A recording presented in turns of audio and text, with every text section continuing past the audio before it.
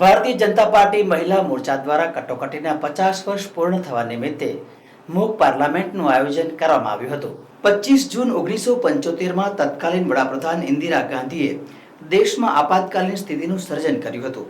જેના 50 વર્ષ પૂર્ણ થતાં ભારતીય જનતા પાર્ટી પ્રદેશ મહિલા મોરચા દ્વારા વિવિધ કાર્યક્રમોનું આયોજન કરવામાં આવ્યું છે। ત્યારે વડોદરા ખાતે પણ ભારતીય જનતા પાર્ટી મહિલા મોરચા દ્વારા કટોકટીના 50 વર્ષ પૂર્ણ થવા નિમિત્તે પ્રદર્શનીનું આયોજન કરવામાં આવ્યું છે। ત્યારે યુવા પેઢીની કટોકટી વખતની પરિસ્થિતિ સમજી શકાય તેમજ જાણી શકાય તેવા પ્રકારની પરિસ્થિતિ વખતે સર્જાઈ હતી તે ઇતિહાસથી અવગત કરી શકાય તેવા હેતુ સાથે શાળાના વિદ્યાર્થીઓ, ભારતીય જનતા પાર્ટી મહિલા કાર્યકર્તાઓ તેમજ ચૂંટાયેલા પ્રતિનિધિઓને 15થી વધુ મુદ્દાઓ આપી એક મૂક પાર્લામેન્ટનું આયોજન કરવામાં આવ્યું હતું। પાર્લામેન્ટ જેવો માહોલ તૈયાર કરવામાં આવ્યો હતો। બેઠક વ્યવસ્થાની સાથે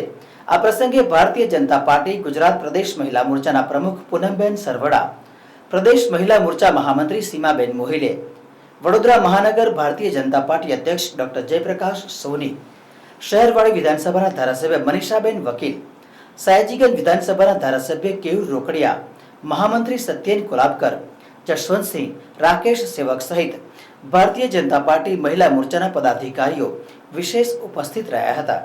સંવિધાન હત્યા દિવસ એટલે કે 25 જૂન 2025ના રોજ કટોકટી જે લાદવામાં આવી હતી કોંગ્રેસ સરકાર દ્વારા, એના 50 વર્ષ પૂર્ણ થયા અને જે પ્રકારની કટોકટીના સમયમાં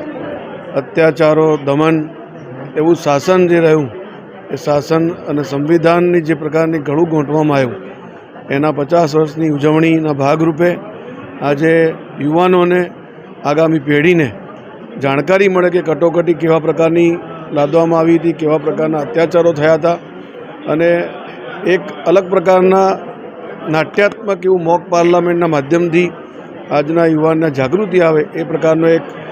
કાર્યક્રમ પ્રદેશ મહિલા મોરચા દ્વારા, વડોદરા મહાનગરના મહિલા મોરચા દ્વારા આ કાર્યક્રમ આયોજિત કરવામાં આવ્યો છે, જેમાં મોટી સંખ્યામાં બહેનો, કાઉન્સિલરશ્રીઓ, કોલેજના વિદ્યાર્થીઓ તથા યુવા જે મહિલાઓ છે એ આ કાર્યક્રમમાં જોડાઈ છે અને આ કાર્યક્રમના માધ્યમથી કટોકટી અને એના સમયમાં જે થયેલી વાતો છે એની જાણકારી અને માહિતી મળે તે પ્રકારનો એક નમ્ર પ્રયાસ આ કરવામાં આવી રહ્યો છે। આ દેશની અંદર 50% મહિલાઓ છે, ત્યારે આ દેશના આદરણીય વડાપ્રધાન, ગુજરાતના પનોતા પુત્ર અને ભારતની જનતાના હૃદય સમ્રાટ નરેન્દ્રભાઈ મોદીજીએ આવનારા સમયમાં 33% અનામત મહિલાઓને વિધાનસભા અને લોકસભામાં આપીને નારી શક્તિ વંદન અધિનિયમ પારિત કર્યો છે। આદરણીય નરેન્દ્રભાઈ મોદીજીના સેવા, સુશાસન, સમર્પણ અને ગરીબ કલ્યાણના 11 વર્ષ જે પૂર્ણ થયા એમની ભારતીય જનતા પાર્ટીએ ઉજવણી કરી। સાથે સાથે જે 25 જૂન 1975માં કટોકટી લાદવામાં આવેલી તત્કાલીન વડાપ્રધાન શ્રી ઇન્દિરા ગાંધીએ અડધી રાત્રે આ દેશ ઉપર કટોકટી લાદી, આજે 25 જૂન 2025ના એમના 50 વર્ષ પૂર્ણ થયા છે, ત્યારે યુવા પેઢીને, અમારા યુવા મહિલાઓને, આ દેશની જનતાને એનાથી અવગત કરવા, શિક્ષિત કરવા, એમનાથી માહિતગાર કરવા આજે પ્રદેશ મહિલા મોરચા દ્વારા વડોદરા મહાનગર ખાતે મોક પાર્લામેન્ટનું આયોજન થયું છે। આમાં મોક પાર્લામેન્ટમાં એક અલગ અલગ વિષયો સાથે વિભિન્ન શ્રેણીની બહેનો જોડાયેલા છે। કોઈના કોઈ બહેનો કેબિનેટ કક્ષાના મંત્રીશ્રીઓ, રાજ્ય કક્ષાના મંત્રીશ્રીઓ, સાંસદશ્રીઓ બનીને પોતાનું વક્તવ્ય કે કટોકટીના સમયમાં, આપતકાલમાં અને એ કાળો દિવસ કે જ્યારે આ દેશની જનતાએ જે તકલીફ ભોગવી છે, જે સમસ્યાઓ ભોગવી છે, લોકશાહીનું હનન થયું, મૂળભૂત અધિકારો જે આ રાષ્ટ્રના નાગરિકોના મૂળભૂત અધિકારો હતા એમનું હનન થયું, લોકશાહીની હત્યા થઈ અને આ લોકતંત્રને કઈ રીતે સમસ્યાઓ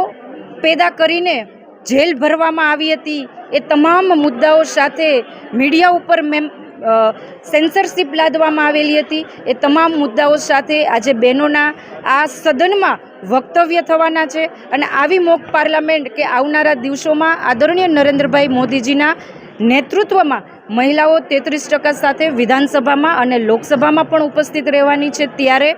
આજની નારી એ ભાજપના સુશાસનમાં નરેન્દ્રભાઈ મોદીજીના નેતૃત્વમાં બહેનો કહી શકાય ને કે આત્મનિર્ભરતા અને સ્વતંત્રતાની ઉડાન ભરી રહી છે.